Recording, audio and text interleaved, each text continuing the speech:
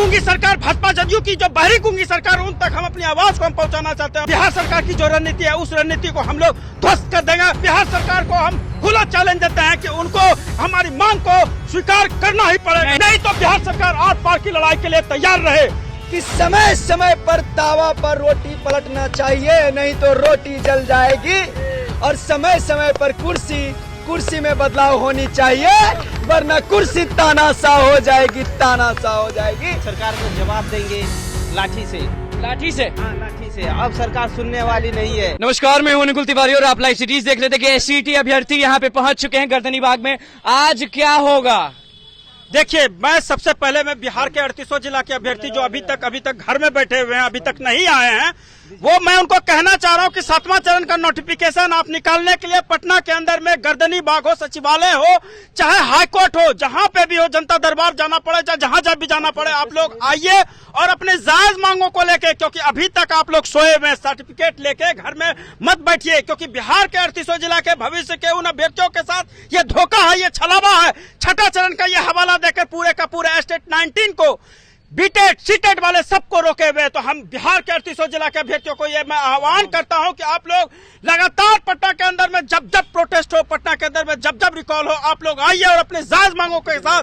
और धरना देने से क्या मिल जाएगा आपको? धरना देने से ये बहरी गूंगी सरकार, भाजपा जदयू की जो बहरी गूंगी सरकार, उन तक हम अपनी आवाज को हम पहुंचाना चाहते हैं और अपनी जायज मांगों के लेकर 7वां चरण का नोटिफिकेशन सबसे पहले ये जारी करे और नियुक्ति की प्रक्रिया को जल्द से जल्द प्रारंभ करे। हम नहीं चाहते हैं कि ये बात इलेक्शन तक लेके जाए। 24 में लोकसभा का इलेक्शन है, 25 में विधानसभा का इलेक्शन है, मैं 24-25 तक बिहार सरकार की जो रणनीति है उस रणनीति को हम लोग ध्वस्त कर देंगे, उसकी मंसूबा को हम ध्वस्त कर देंगे। जब तक कि हमारा नोटिफिकेशन जारी नहीं होगा तब तक हम पटना के अंदर में, पटना की धरती पे लड़ते रहेंगे और बिहार सरकार को हम खुला चैलेंज देते हैं कि उनको हमारी मांग को स्वीकार करना ही पड़ेगा, नहीं तो बिहार सरकार आर पार की लड़ाई के लिए तैयार रहे।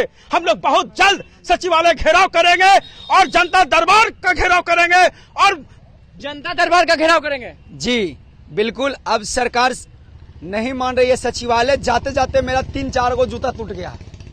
अब सोचिए कि 3 गो जूता टूट गया, मैंने समझ ली कि कितना बार गए होंगे।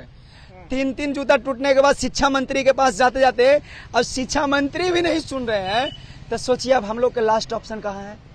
लास्ट ऑप्शन हम लोग के पास बचा है मुख्यमंत्री का घेराव, जनता दरबार का घेराव, मुख्यमंत्री का घेराव। जी बिल्कुल।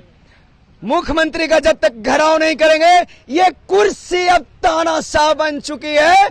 इस कुर्सी को अब नीतीश कुमार को कुर्सी पर से हटाना होगा, तभी हम लोग को न्याय मिल पाएगा। हमको नहीं लगता है कि जब तक नीतीश कुमार जी रहेंगे जब तक हम लोग को न्याय मिलेगा। एक कहावत सच ही कहा गया है, जो बूढ़ा लोग कहावत कहते थे कि समय समय पर तावा पर रोटी पलटना चाहिए, नहीं तो रोटी जल जाएगी। और समय समय पर कुर्सी में बदलाव होनी चाहिए, वरना कुर्सी तानाशाह हो जाएगी, तानाशाह हो जाएगी और किसी की भी नौकरी नहीं लगेगी। तो सीधे नीतीश कुमार को घेरना है, जनता दरबार को घेरना है, चाहे इसके लिए किसी को कुर्बानी भी देना पड़े तो देने के लिए तैयार है। लेकिन एक बात सपोर्ट करने की जरूरत है, हमारे एसटीईटी अभ्यर्थियों या सीटेट अभ्यर्थियों, जो भी अभ्यर्थी हैं, उनकी सपोर्ट की जरूरत है, क्योंकि आप हैं तो हम लोग हैं। आप लोग का सपोर्ट नहीं होगा तब हम लोग कुछ नहीं कर पाएंगे। लेकिन जिस दिन सपोर्ट हो गया और 1000 की भीड़ हो गई ना, 1000-2000 की भीड़ आप ला के दीजिए, मैं वादे के साथ कहता हूं कि नोटिफिकेशन निकालने में एक दिन भी नहीं लगेगी। सरकार को नोटिफिकेशन निकलवा के रहेंगे, अन्यथा हम लोग रहेंगे या ये सरकार रहेगी। क्या करिएगा?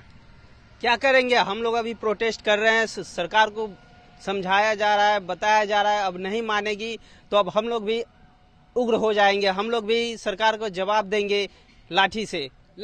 हाँ, लाठी से। अब सरकार सुनने वाली नहीं है।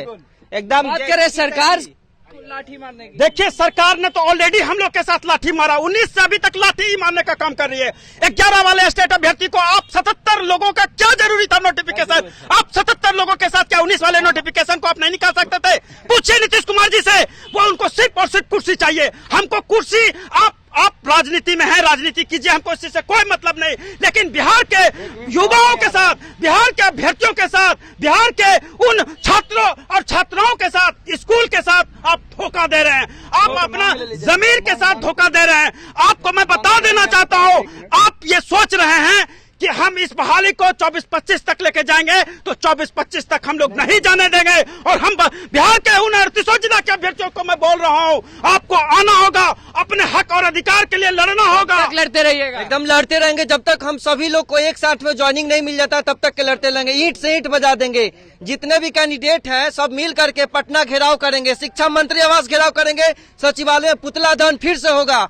हम लोग उग्र प्रदर्शन करेंगे, महाआंदोलन करेंगे और मतलब रुकेंगे नहीं, हम लोग रुकने वाले में। ये देखिए एसटीटी अभ्यर्थी हमारे साथ थे, उनका मांग क्या है पहले वो देख लीजिए। यहाँ पे बोर्ड टांगे हुए हैं। जी हाँ, क्या मांग है?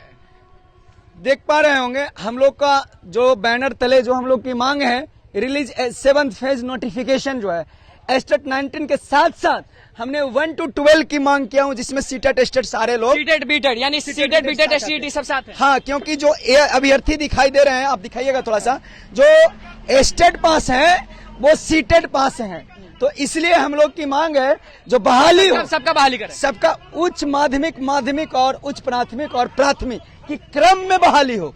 जब सीट भरी जाए तो सीट भरी जाए तो क्रम में। ध्यान यहाँ पे समझने और गौर करने वाली बात है कि जिसका 75% है, 75% हाई स्कूल में है, अगर उसका हाई स्कूल में हो जाता है तो प्राथमिक में क्यों सीट पे कब्जा जमाएगा।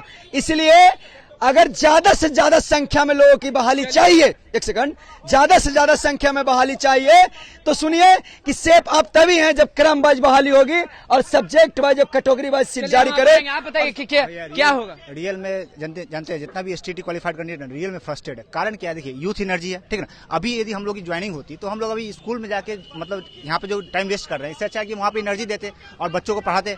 लेकिन मतलब गवर्नमेंट से हम यही रिक्वेस्ट करेंगे, भैया आपके पास यूथ एनर्जी है, आपका अपना स्टूडेंट है, आपका अपना विद्यार्थी, आपका अपना युवा है, तो कम से कम इन लोगों की नियुक्ति टाइम पे किया जाए। बस किया जाए, क्या करेंगे? चलिए, क्या होगा अब थक नहीं जाते हैं? हाँ, थक गए हैं बिल्कुल। हमने 9 प्रमंडल में भ्रमण किया, आप भी जानते हैं अनुकूल भाई कि 9 प्रमंडल में चाहे वो भागलपुर हो, चाहे मुंगेर हो, दरभंगा हो, तिरहुत हो, कोई भी प्रमंडल भ्रमण करते करते लोगों को जागरूक करने की कोशिश किया। लेकिन हम छात्रों से आह्वान करते करते मैं थक गया हूं कि आप लोग यूनाइट होइए। सच्चाई बात है कि हम लोग यूनाइट नहीं है। जिस दिन अगर यूनाइट नहीं हुए तब तक हम लोग को कुछ नहीं होने वाला है। हम लोग को यूनाइट की जरूरत है और हम लोग आंदोलन तब करेंगे, ज्यादा मात्रा में अब आह्वान करेंगे, जब एक एकत्रित स्टूडेंट, जिस दिन हम बार बार कहते हैं कि 1000 भीड़ दीजिए और नोटिफिकेशन और बहाली ले जाइए, नहीं तो आप लोग का जूता और मेरा सर रहेगा। लाठी खाते खाते थक गए होंगे। लेकिन बहुत इतना लाठी खाएं आप लोग, ये तो झूठ नहीं बोल रहे हैं। सारे चैनल में भी देख सकते हैं, लाइव सिटीज हमारी आवाजों को हमेशा से उठाते आ रही है। इसके लिए तो दिल से शुक्रिया अदा है और रहेगा और रहा है। इसलिए लाइव सिटीज को आप लोग सब्सक्राइब करके रखिएगा और हमारी आवाज को उठाते हैं बुलंदियों से अनुकूल भाई। इसलिए निवेदन है कि आप लोग अगला आंदोलन में एकत्रित होइए और एक साथ 80% लोग, अगर 80,000 लोग पास हैं, और जिस दिन 8000 तो दूर की बात है, हमें 1000 का साथ दे दीजिए। और एसटीटी अभ्यर्थी नौकरी का गुहार फिर से लगा रहे हैं, साफ कह रहे हैं कि लाठी खाते खाते थक गए हैं, इस पर मुख्यमंत्री को घेर लेंगे क्योंकि अब रहा नहीं जा रहा। तो बस लाइव सीरीज के साथ बने रहे, हमारे चैनल को सब्सक्राइब करें, फेसबुक पेज को लाइक करें। धन्यवाद।